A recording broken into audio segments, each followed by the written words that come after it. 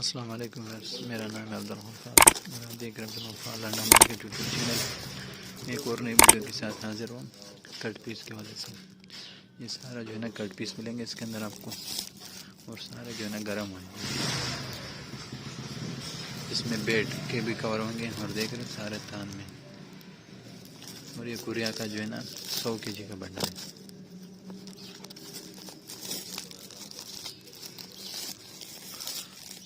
इसके अंदर सारे आपको गरम कट पीस मिलेंगे, बेड के, पर्दों के और जो है ना कंबल के कट पीस मिलेंगे। 100 kg का बंडल है। ये देखिए ना, कॉटन, वूल, ये सब मिक्स है इसके अंदर।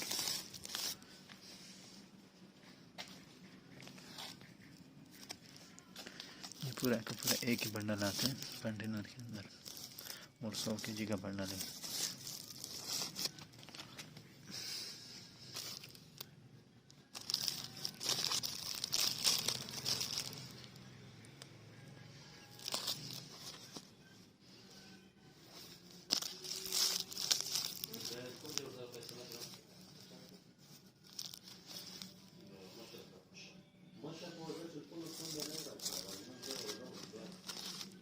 सौ kg का बंडल है।